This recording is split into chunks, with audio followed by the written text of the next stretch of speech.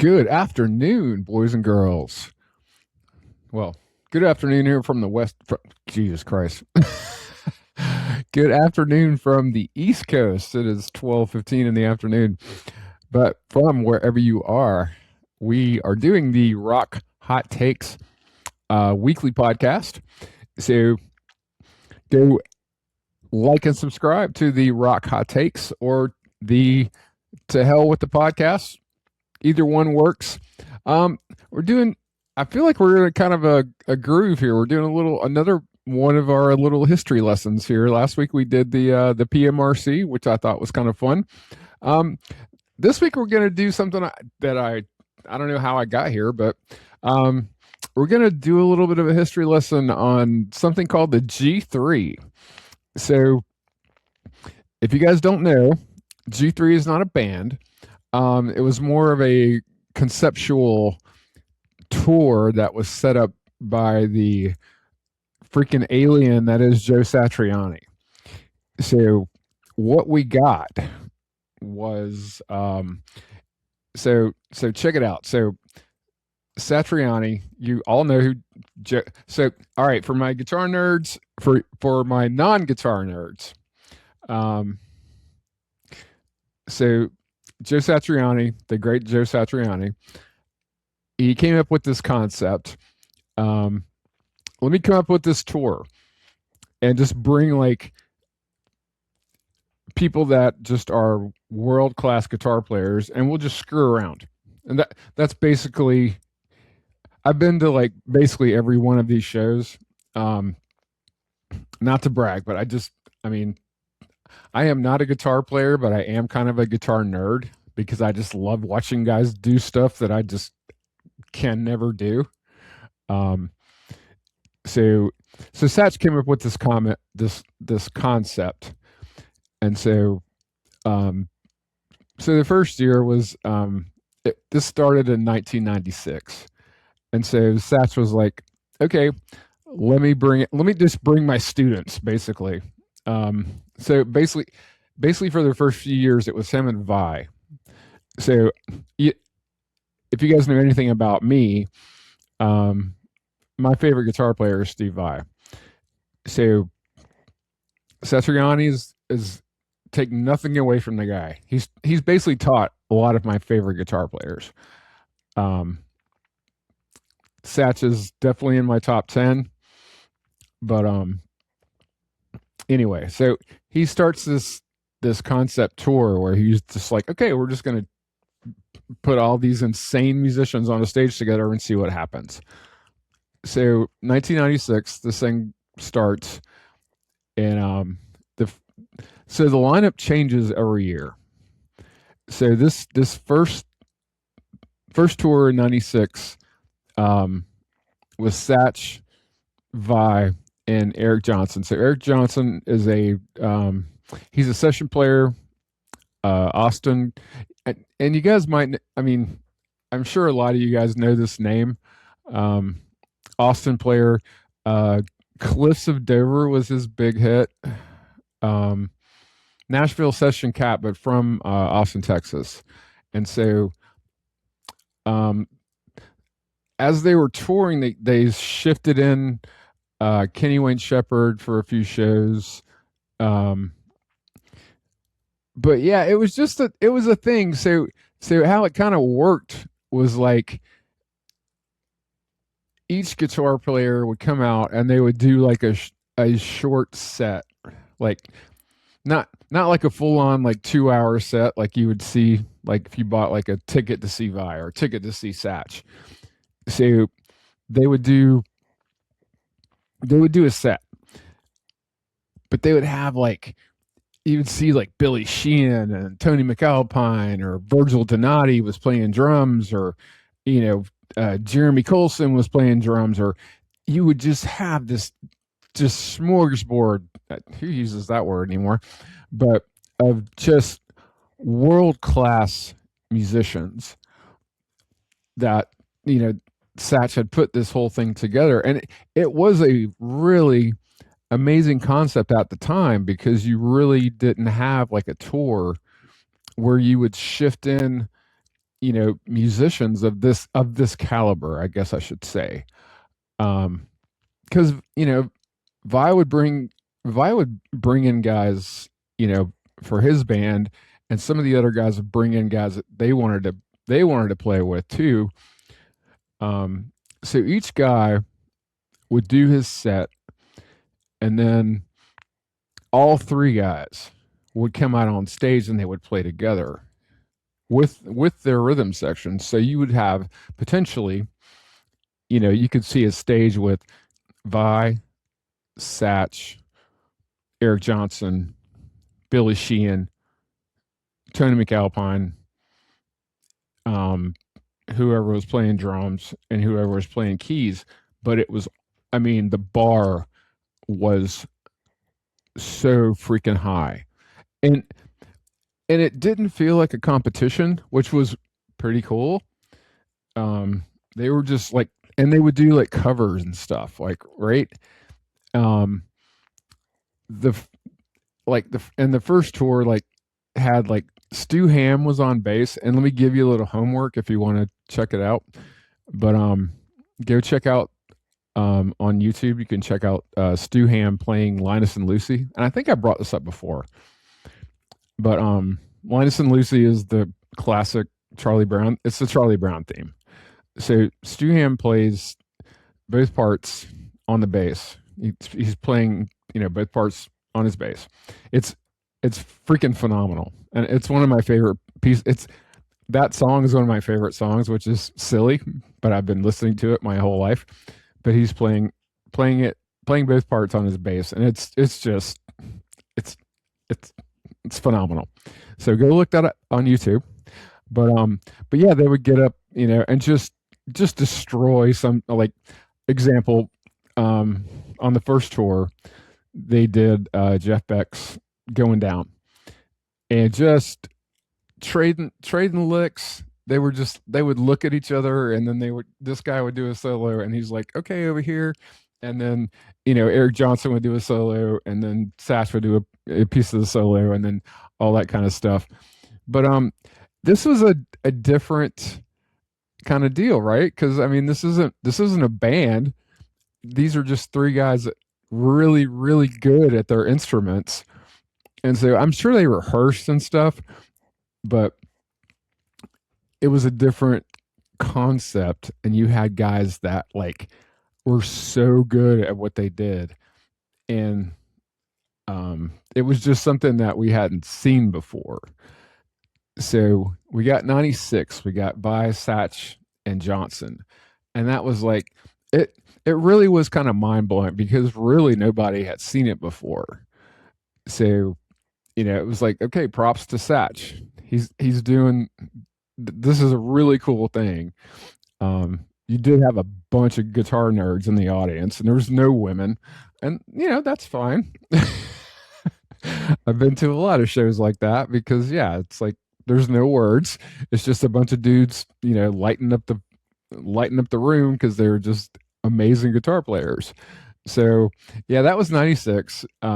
First time they had done it, and that was also the year that they had released.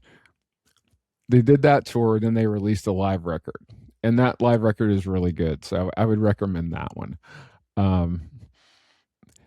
And that was a really, like I say, I've been to like all these. Every time this tour has come through town, I have been to it. I live in Atlanta, so I've been to all these shows, and this one to me was this first one. There was, if you throw some guitar players on stage and they're trading licks, you know, I a lot of times there can be like some guitar playeritis where they're like trying to outdo each other, and I'll get to some of that here in a few minutes. But this one didn't feel like that to me because you got the guitar teacher and the guitar student and Satch and Vi, and they're boys. They're not trying to freaking get on each other. And Eric Johnson, I feel like I have never met the man, but I feel like he's kind of a chill dude. He's an amazing player. but yeah, they weren't trying to get on each other and trying to outdo each other or any of that kind of stuff. So it was a really cool mix of just they were just trying to give the fans a show, and they did a really amazing job. So yeah, that was the first year of the G3, and Satriani had a concept that he wanted to pull off, and they did a really great job. So yeah, so that was the first year of the G3. So the concept got pulled off, and I thought it was amazing. It really did blow my mind when I was able to see those three guys on stage at the same time, because it was something that really had not been done before. So yeah, it was amazing. So I'm gonna skip. Well, not gonna skip. I'm gonna be done with the first tour. '96, we're cool. 97 was the next one. So Robert Fripp, and this is where it gets a little funky. Robert Fripp replaces Steve Vai, and that one was weird.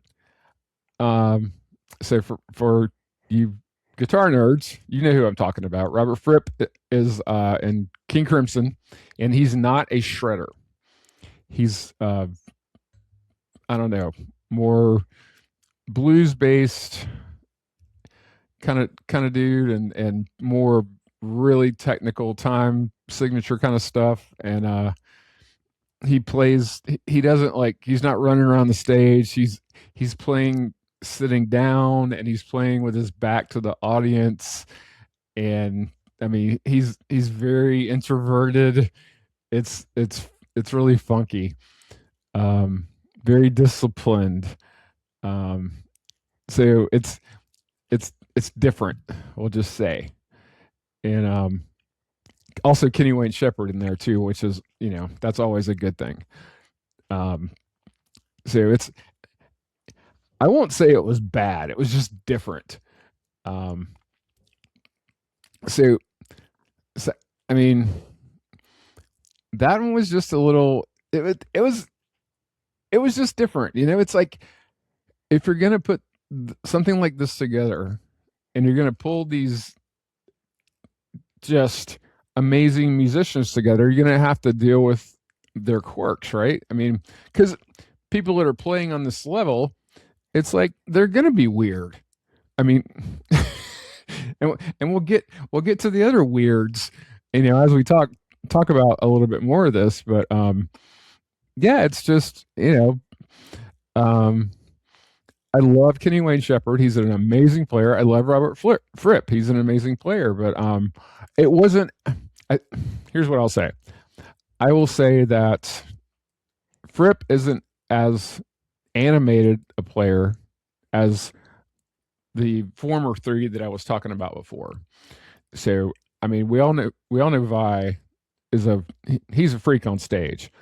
I mean, he puts like freaking lasers on his guitar, and and Satriani's got guitars that just reflect the lights, and they might blind you. I mean, there's a lot of stage elements on top of the playing that is obvious, that is amazing. So it was a little more low key. I don't know if that's the right word, but Fripp was a different flavor for this setup, and so was Kenny Wayne, because he's a more blues based rock player. But I mean, it was still good. But it's like, this was one you didn't know what you were going to get going in, and it was less. I want to say it was less interactive. That's what I'll say about that one. But it was still. I mean, hell, it was still good. You're still dealing with world class guitar players. So I mean, yeah, coming off of the first one, it was interesting to see that lineup. But yeah, so I mean, so then we take a break, right? So we go into this one. I think I don't know. It might it might be my favorite one. Well, nope. Hold on. There's it's there's a there's one. The first one, I definitely have some nostalgia to it because it was the first one. But there's a break, and then the next lineup we get is Satriani, Vi, and Yngwie Malmsteen. So let me tell you, put Yngwie on a stage with Vi and Satriani, dude, because that's where the competition kind of gets funky. Because we all know Yngwie, he is not going to be outdone by anybody, at least in his head, right? So, so, so you got Satriani, Yngwie, and Steve Vai. So my brain was like, oh my word, what is going on here? So just all the arpeggios and just all the stuff, man. I mean, Yngwie just Yngwie just brings a different tone, a different style. I mean, because you're talking about a guy that plays like a neoclassical style. He's playing stuff on guitar that should be being played on a violin or a piano. I mean, if you're familiar with Yngwie, he's playing like Mozart on electric guitar. I mean, that's the way I can sum up Yngwie's style. But it's amazing. He's an amazing guitar player. He also has a giant ego. If you have followed his career, and I'm not knocking the guy. It's just I followed him since I was a teenager, and I've seen interviews, and I've seen the way he interacts with certain people. And he may be different now. I haven't seen him for a minute, so but back in the day, he did have he was very fond of himself.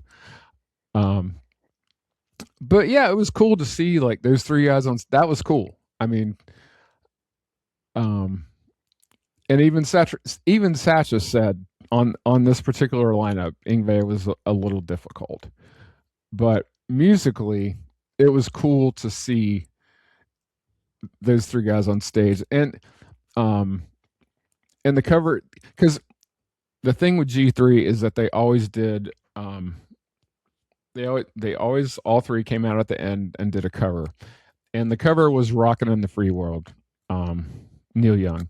I hate that song, and I thought they could have done something different. And they did "Rockin' in the Free World," but they also did "Voodoo Child," Jimi Hendrix, which was really cool. And so they were able to resurrect the encore by doing that song, which was really good, because I mean, anytime you can pull a Jimi Hendrix song, then it's fine when you have three virtuosos on stage. So, but yeah, so yeah, that one for me was really cool because I had never seen Yngwie up close in person. So I love his music because it's just different. It's not like any other, like, air quotes, like metal. He plays in a different kind of atmosphere than a lot of people.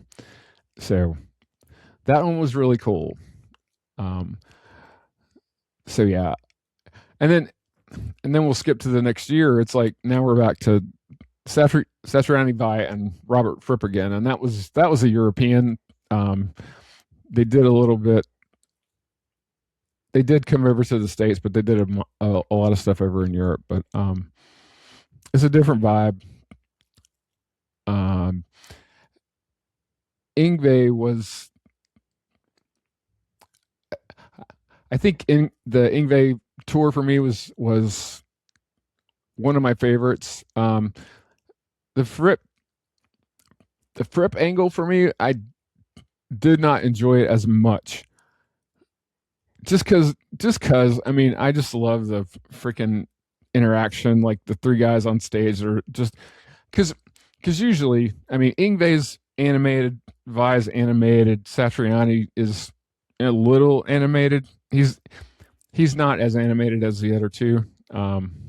He's kind of he's just kind of doing his thing, but yeah. So, but the one, so I'm gonna get off that one because I don't have a lot to say about it. So, all right. So here we go. So it's 2006. So Joe Satriani, Eric Johnson, and John Petrucci. And I'm like, okay, I know y'all are like, hey, but D, you said Steve Vai was your favorite guitar player, and he is. But Satriani, Eric Johnson, and John Petrucci. Okay, so let me give you a little context here. So Eric Johnson is also one of my favorite guitar players, in my top 5. John Petrucci. So for those of you who don't know, John Petrucci, lead guitar player of Dream Theater, absolute insane guitar player. I mean, he's a freaking beast. I remember being at this show, and he was just doing things that like I say, I don't know if there's like a competition between the players, but it kind of didn't feel that way, but it was like, damn, y'all, everybody was just on point to like surgical precision. It was really amazing. Especially when you're going between the styles. So you got Satriani doing his thing, and then Eric Johnson, and then the tone change between Satriani and Johnson is stark. And then Petrucci comes out, and he's playing like, 148 BPMs, and he's got just all the fingers are doing all the freaking things, and he's a monster. I've seen Dream Theater a million times, but it was just the contrast. I think the contrast between the styles was what made it so cool. It's yeah. He was the prog. Yeah, that's what it is. The Petrucci was the prog guy, and they hadn't really had like a progressive guitar player in the mix, which was cool because I was already familiar with Dream Theater, and that really hadn't had like a big progressive guy in the lineup. So that to me was cool because, like I say, I was already a Dream Theater fan, so it was cool that they had tapped Petrucci to do that. So that tour was really nice, and they played it at one of my favorite venues. They played it at the Tabernacle in Atlanta, and just the acoustics are great. It looks beautiful, and it was like, okay, let's do this, and it was really nice. Yeah, it was really cool because, like I say, the stark contrast and the stylings was it was really great. So yeah, I mean, I don't know if Satch like picks like, it's like, oh, I want that guy, I want that guy. I don't know if that's how that works, but I hope it does. I hope Satriani just has like a dartboard where he's just throwing darts at a board full of guitar players, and he's like, oh, I'm just going to get that guy. But I don't know how that works. But I mean, that tour for 2006 was really, really cool. So now if we move on to 2007, you still got Satriani, Petrucci, but now we add the clown that is Paul Gilbert. So Paul Gilbert is, I don't know if this guy is right in the head. Racer X, Mr. Big. I think he is a crazy person. He can play at Mach 5. I mean, he can play. You see all the fingers doing all the things, and he has a great sense of humor. Um, he makes all the jokes on stage, and just he's very entertaining, but he is a phenomenal guitar player. Um, but it's very geeky. It's this feels like this particular lineup: Satriani, Petrucci, and Gilbert. You could not make up a more nerdy lineup than this, I don't think. If you threw Vi in here as a fourth, that's the only way that it could be more nerdy.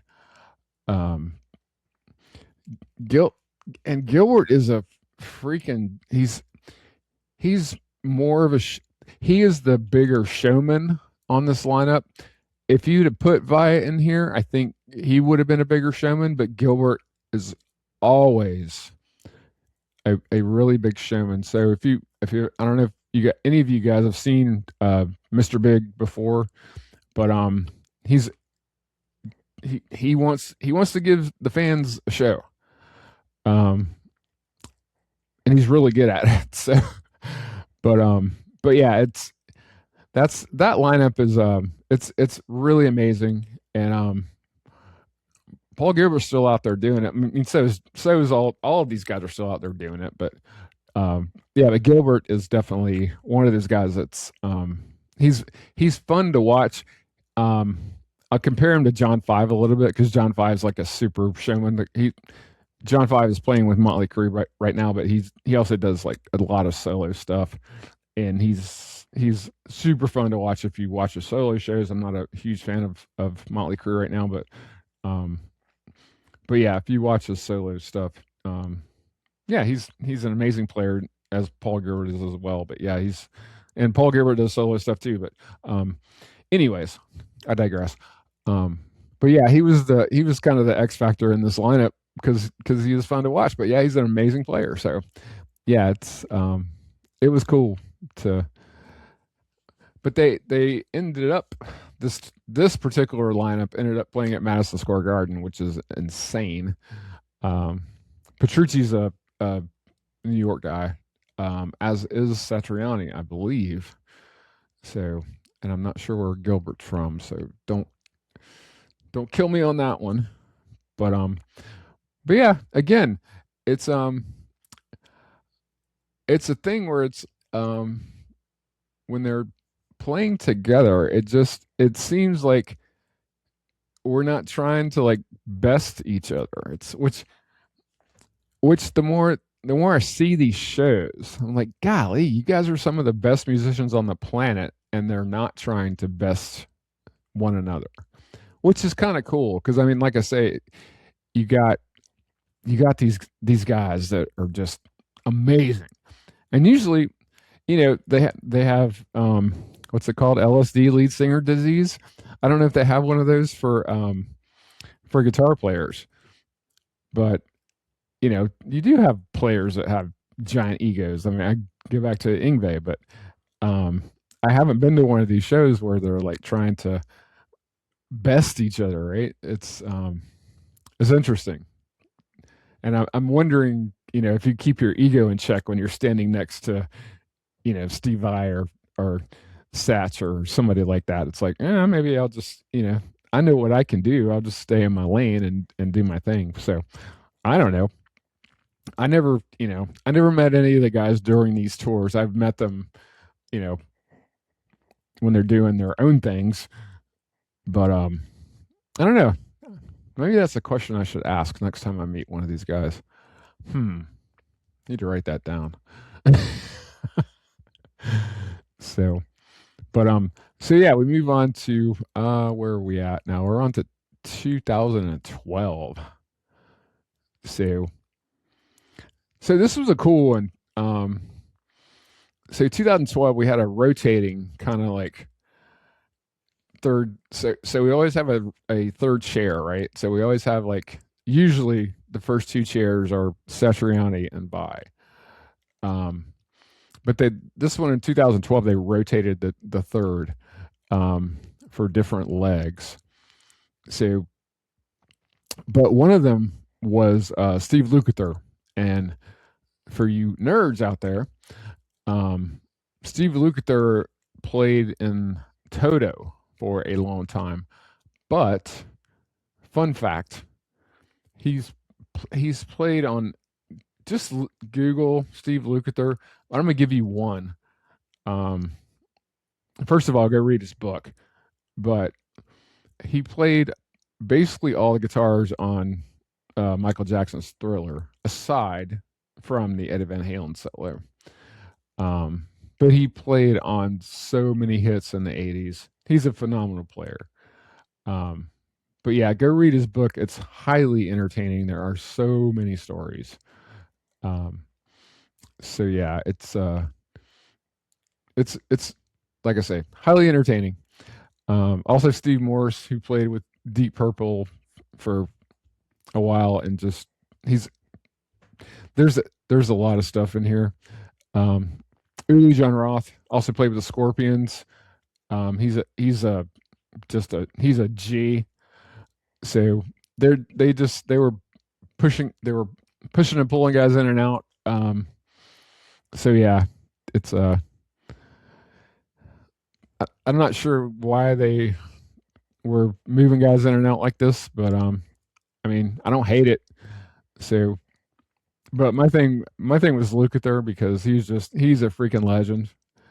Um, just because I don't know the Thriller thing for me was because I had I had read the book already and I knew his work on Thriller and it was just it was a I don't know I thought it was a cool thing for him to be on that tour. So, but yeah. So I mean, like I say, as you can see, this thing was very kind of fluid, and fluid on a tour like this, I think was whoever was trying to organize this, I'm sure was like pulling their hair out because it seemed like it could be a giant pain in the ass for the tour manager. Um, and I don't know if like this particular one, I don't know if Lukather actually fit or if he was like, because the dude works like all the time, and so I don't know if he was just like on a break, you know. Um, I don't know. I didn't I didn't do my research on that one, so my bad. But but yeah, like I mean, I want to think that when you put something together like this, uh, it's it seems like it's fun, right? It seems like this is supposed to be fun, right? It seems like Satch was like, "Hey man, let's just go out and do do some stuff, right?" It's I don't know. I I think that's where Satch's head was at. So that's what I think. So, but let's move into, and this is the last one. So, 2024, the original lineup reunites. So now we have Satch, Vai, and Eric Johnson, 28 years after the first tour. So 30, basically nearly 30 years to reunite. And I mean, this is freaking awesome. And so, and so if you guys know anything, so Vi has a full, like basically a full set. Um, and this is after the Hydra. So I don't know if you guys know, but Vi, so during COVID, this is what sitting in your house for a year will do to somebody that has uh, that has the brain of somebody like Steve Vai or Satriani or somebody that's just has nothing to do but the brain just keeps moving. Steve Vai built this guitar called the Hydra, and basically it's got three necks. I've touched this thing before. It's really weird. Um, it's two six strings and a bass, but it's one body. So Go look it up. It's really cool looking. Um, so yeah, he's playing the Hydra. Um, he's playing basically a full set. He plays for the love of God. Um, and I know we've talked about this. Did we talk about this before? I don't know. Um, it's it's really cool to see him do that full set. And I when I saw the Hydra, I was like, oh, this is going to be really cool because he I hadn't seen him play the Hydra on the G3. I'd only seen him play it, when he's doing his solo stuff. And so, and then when he played For the Love of God, that song, far and away my favorite Steve Vai song. Because I have history with it. I've talked to Vi about the song. Um, I know I've probably said this on this podcast before, but he did a 10-day fast while he was writing it because he was coming off the David Lee Roth tour and he had, he was partying too much and he was, he did like a 10-day fast and he's like, yeah, I just needed to do a reset. And so I was fasting and that was while I was writing the song. And it's a very, I don't know. It's just a song that hits me in the heart and it's an amazing song. It was, I sat with him and a few other people and we were talking about it and it's, he's a quiet guy when you get with him but he'll look you in the eyes and tell you, what he's thinking about when you ask him a question. And he's not a rock star. I don't know. It's once the lights come on, he's a rock star. But off stage, he's just a cool cat. And so I appreciate I think that's why I like him so much because he never comes off as fake. He always comes off as pretty genuine. So but yeah, so that set was cool and then Eric Johnson basically played the hits. Manhattan, Cliffs of Dover. I mean the tone was still freaking sick. Because he does have a very distinct, you can tell. That's the thing. See, I have like a handful, I've said this before too, probably. I have a handful of guys that their tone, I can tell. It's cool when when you're like a seasoned professional, when your tone precedes you and people can tell that it's you playing your instrument, right? It's like you guys got like Eddie Van Halen or, Vi, or I'd throw Prince into that mix, several other people, and Eric Johnson would be one of them. So, but, but this one, the encores were really cool because they were doing Spanish Casual Magic, Hendrix. And then they did Crossroads, Robert Johnson, and they were just tossing licks, back and forth.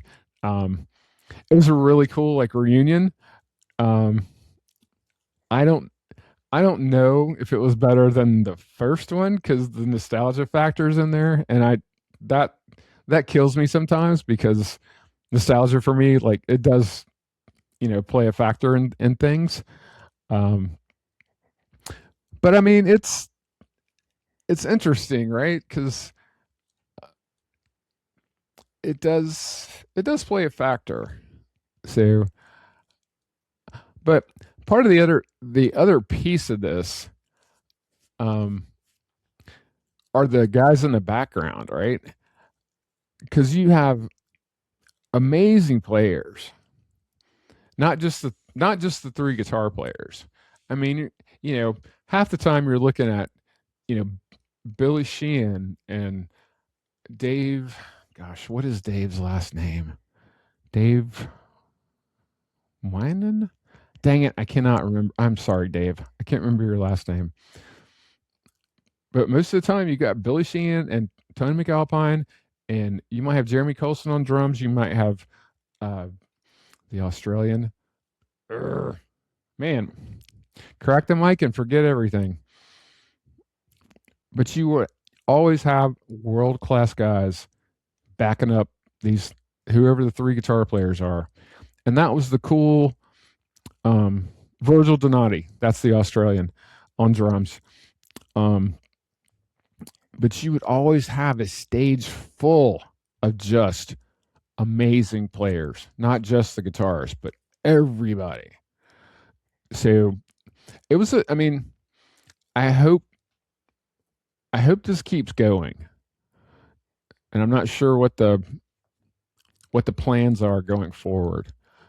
But if you're a music nerd, like I say, I'm not a guitar player, but it is a amazing presentation of just world class musicianship, and I'm anytime I can see stuff like that, I'm always blown away by just how much time, how much effort to do that kind of stuff. Because I'm like, I play drums and I play a little bit of bass, but I'm not even close to what you guys are doing. So I always enjoy seeing stuff like that. And so, yeah, I don't know. That's just my thing. That I just really enjoy seeing stuff like that. And I mean, you guys as music fans, I mean, I hope you do too. But I'm not sure what the future of this tour or this concept is. But yeah. Oh yeah, and I wanted to. I know everybody else is talking about this, and I should have done this up front. But we lost an American icon yesterday.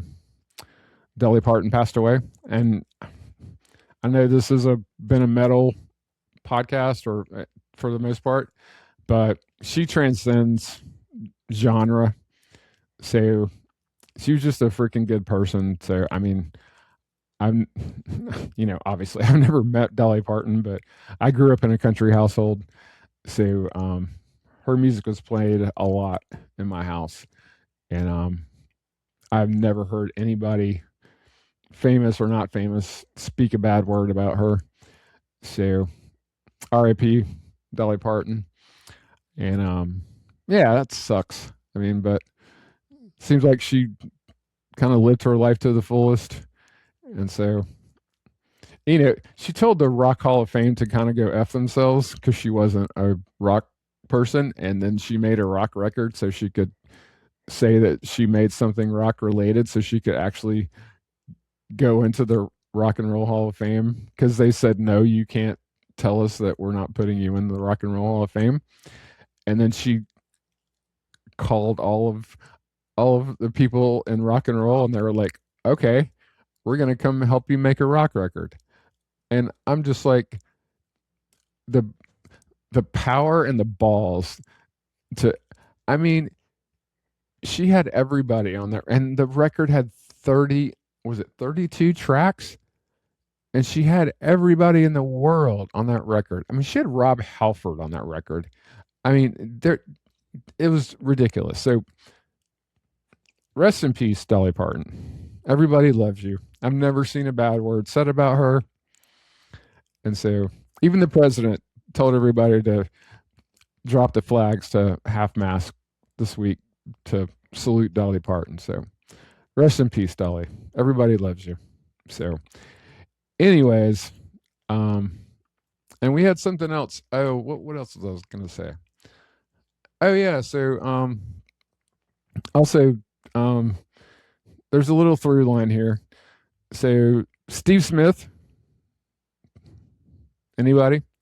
Okay, so Steve Smith, former Journey drummer, had a birthday this past week.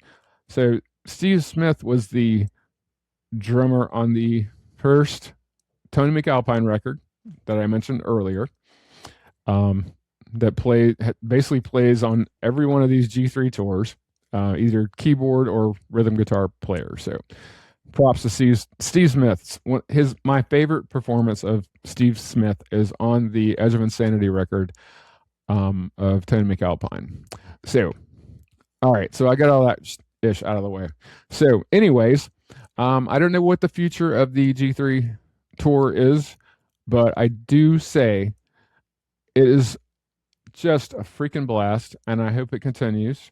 And if you are a music fan or a guitar nerd, or just, if you like seeing pros do their dang thing at you know, usually at the top of their game, you're not going to see a bad performance. I can tell you that. So, but yeah, go look it up on YouTube, man. Go look at the Yngwie performance on YouTube from G3. It does not disappoint.